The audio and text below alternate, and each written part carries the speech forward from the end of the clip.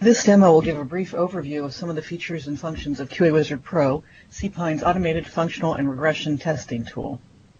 QA Wizard Pro is part of cPine's application lifecycle management solution, which also includes Test Track, consisting of RM, requirements management, Pro, development workflow and issue management, and TCM, test case planning and tracking. cPine also offers a software configuration management tool, Surround SCM, as well. QA Wizard Pro integrates with Test Track and Surround SCM, and that integration will be demonstrated here. QA Wizard Pro enables you to perform functional and regression testing against web, window, and Java applications. You can also do web load testing and verify that your server can handle as many users as you need. It is ideal for testers of all skill levels. Those who are new to automated testing can use the grid view and the visual interface to add and modify their scripts. Those who want a more hands-on view can go into text view and interact directly with the script itself. The global repository enables testers to share application information and makes maintaining this information easy. QA Wizard Pro runs on Windows XP, Server 2003 and 2008, Vista, and Windows 7. Web application testing is available in Internet Explorer and Firefox. You can record in one and play back on the other as needed. The integrations with other cPine products include Test Track Pro, Test Track TCM, and Surround SCM. A list of supported technologies is also shown. What that means is if your application is created using standard versions of these technologies, QA Wizard Pro will be able to specifically identify different controls and perform high-level statements against them.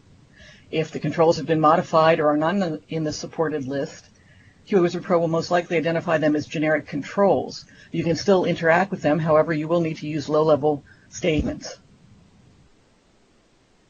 QA Wizard Pro organizes scripts in areas called workspaces. The sample workspace is distributed with QA Wizard Pro and will be located under My Documents, QA Wizard Pro sample workspace on your machine where you have QA Wizard Pro installed. The sample workspace contains several scripts that work against sample applications and can be run to see how various functions are performed. Scripts are identified by the script icon. The additional green check mark you see is the source control icon, indicating that these scripts are in version control and gives some additional functionality. You can get the latest copy of your script, check in any changes that you've made, and so forth. The application repository can be either local or global. Local is specific to the machine that QA Wizard Pro is installed on.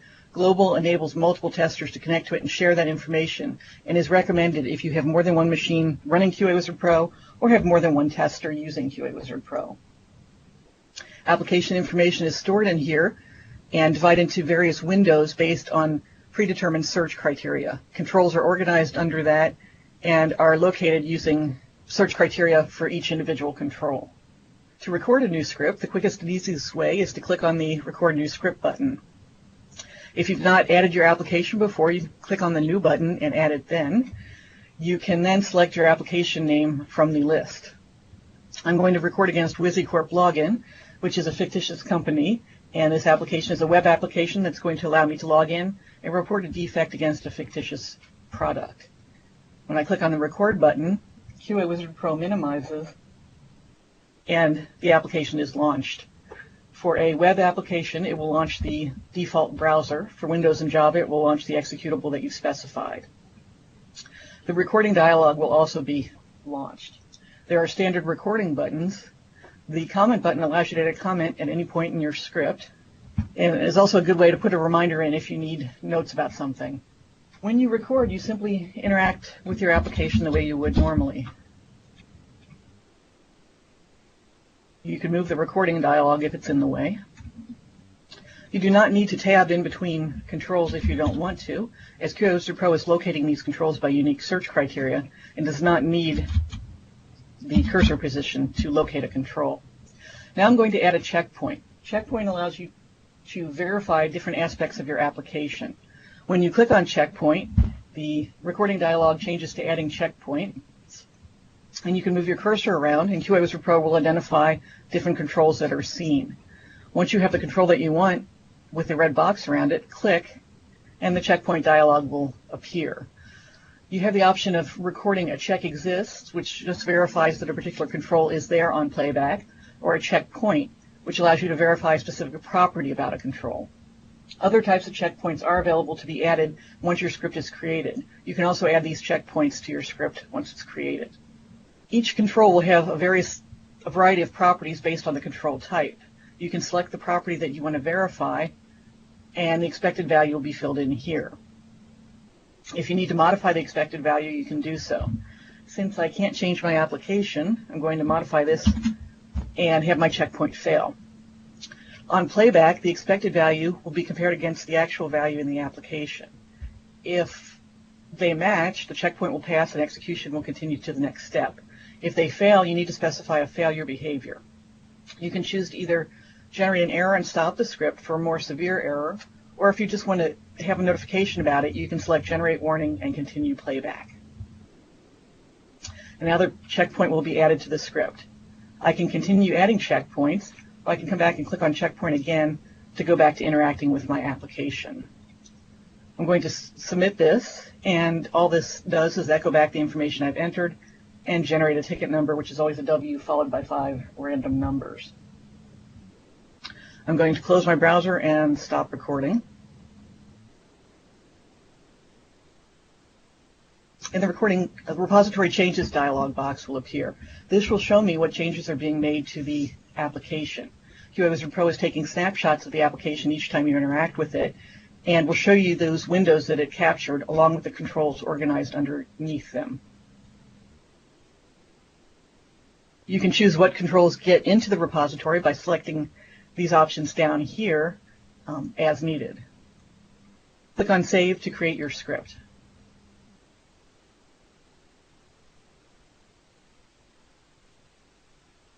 And here's the script that was just recorded. We are looking at this in grid view and shows you numbered steps, the action being performed, any information used in the action, and the control being acted upon. You'll also see the window that the control is organized under in the repository and the comment block that allows you to add comments to each individual step. The first step is a time date stamp.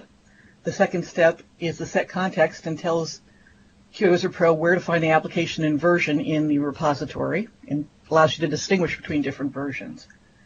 The run application launches the application itself.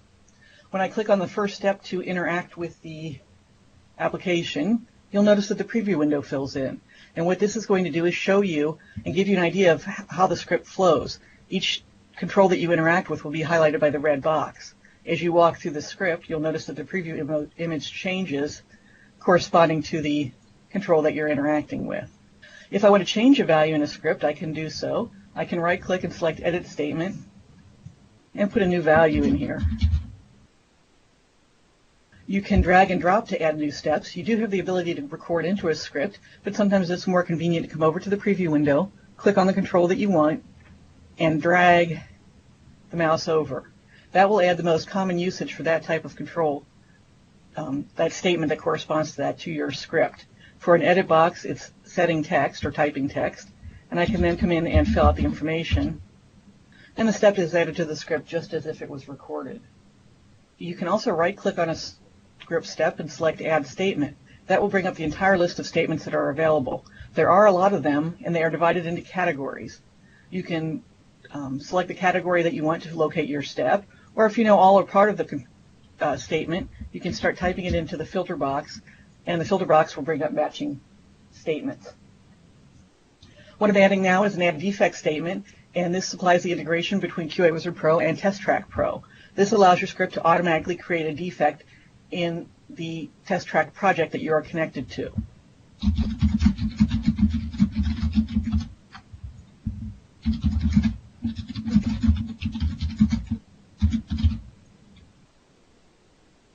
And that step has been added. Ideally, you'll want to put this in a conditional statement so it's not executed each time and does not always submit and create a defect. I'm going to switch into text view now. It's the same script, just a different view. This is a more hands-on view. You can freeform type here. If you want to comment a statement, you can simply place a single quote in front of it and it will be commented out.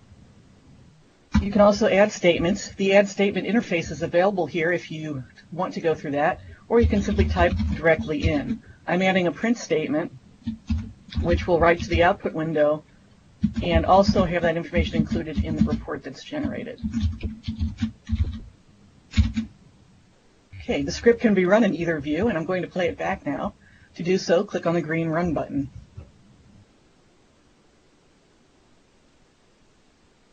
And it's simply echoing back the information that I entered before, including the new statement and the changes that I made.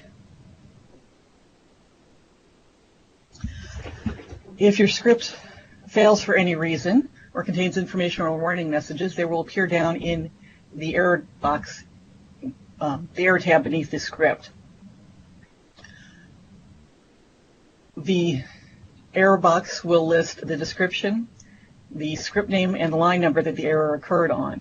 In this particular case, the checkpoint that we recorded earlier failed because my expected value of X fill at all fields did not match the actual value of fill at all fields. So it flagged it and stopped my script. I can tell that the script stopped because I never got to the point where it was submitted. And you can see that the browser is still open.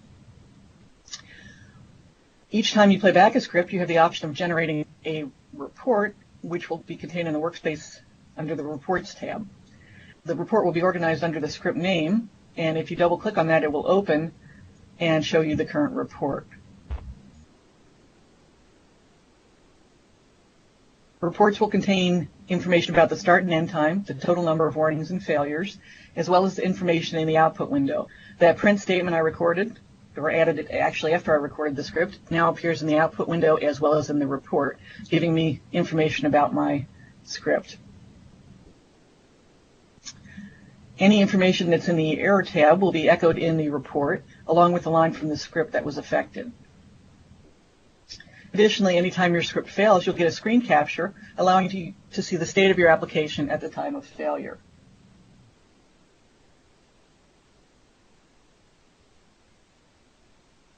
The add defect statement that I added also created a new defect in the test track project. If you are connected to a test track project in QA Wizard Pro, you can come into View Defects and see a list of your defects, including the new one indicated by this icon here. If we open it, we'll see that it was created from QA Wizard Pro.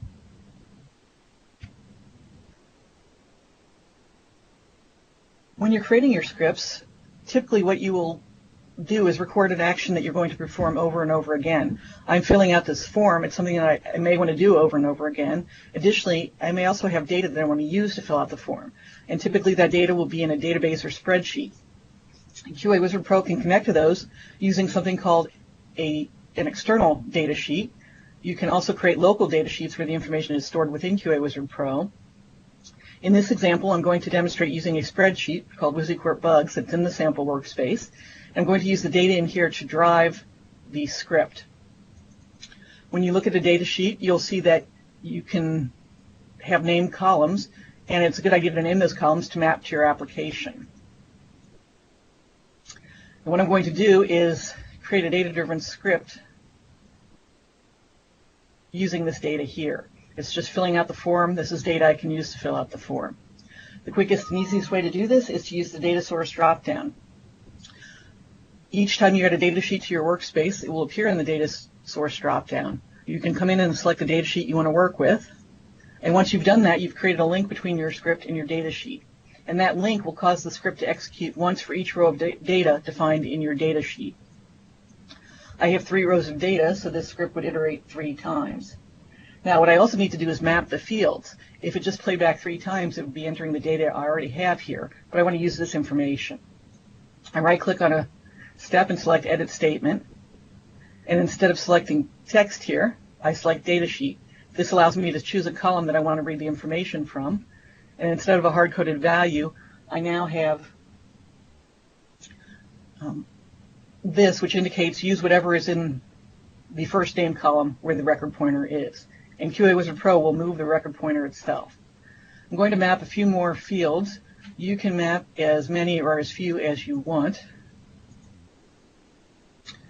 And I'll do the product selection. We do have a product column. Any fields I don't map will obviously use the hard-coded value that's in there. And that's all that needs to be done to create a data-driven script. Before I run this, I'm going to comment out my add defect statement so it doesn't keep creating defects. And I'm also going to comment out my checkpoint so it doesn't cause the script to fail and stop.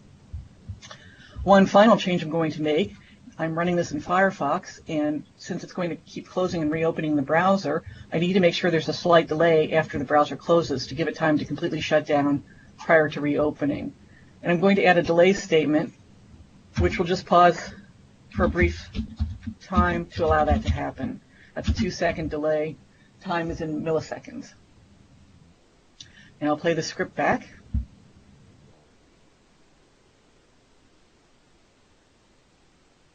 And you can see it's reading in from the first row of the data sheet. Now there appears to be an issue here with whether the field could be reproduced. So I'm going to stop the script and add that statement in. Obviously that did not get recorded. And this is a combo box. And what I can do is specify an exact item, or I can come in and specify a value, an index of the item I want to select. So I'm going to say I always select item 2. I'm not sure what that is, but we'll find out.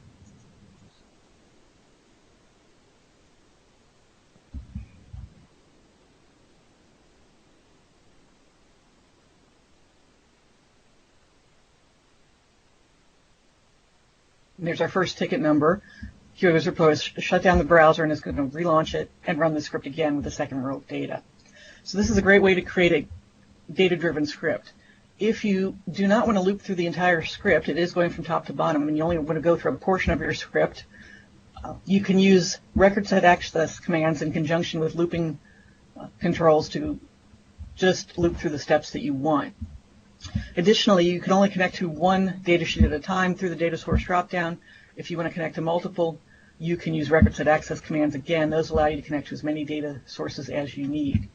And if you look in the sample workspace, there are examples for both web and Windows applications for data-driven and record set access.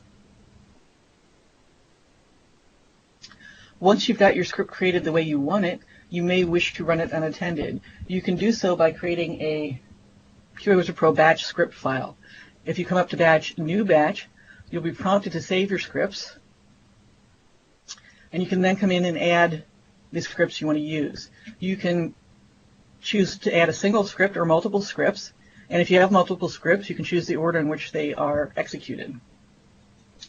When you create your batch script file, it will be given an extension of QAW BATCH and can be run independently from the command line, similar to a DOS batch file. You can also run it at a scheduled time using the Windows Task Scheduler. If you have TestTrack TCM, which is cPine's test case management tool, you can actually attach this batch script file to a test case and use the TCM manager to launch and track results. I can come up to View Test Cases and actually do the attaching here. I need to run the script outside of QA Wizard Pro, though.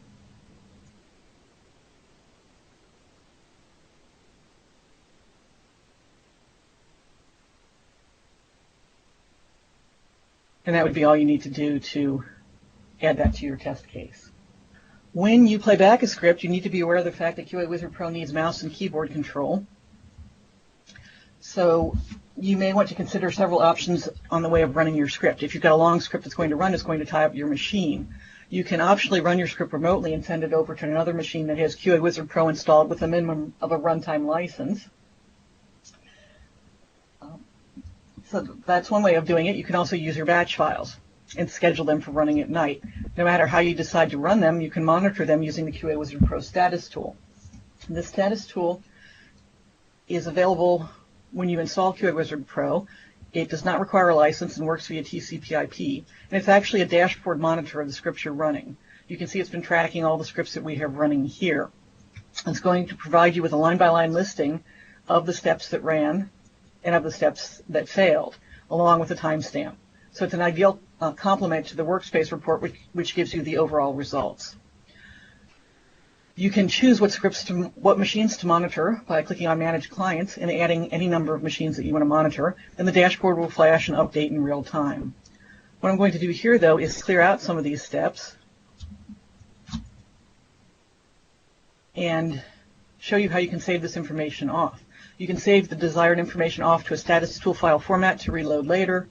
You can export it to a CSV file, or if you select Print Preview, you'll see that the nicely formatted report can be printed or exported to any one of these various formats.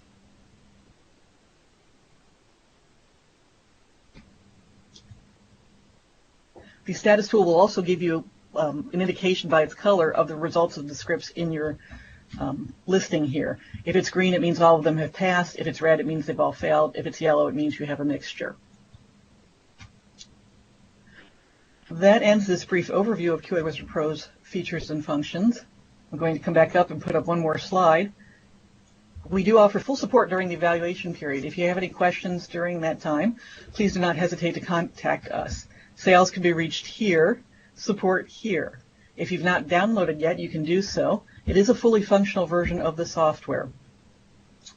You can do as much work as you want. If you decide to purchase, you won't lose any of that work you've done. You can simply paste in the full license and pick up where you left off.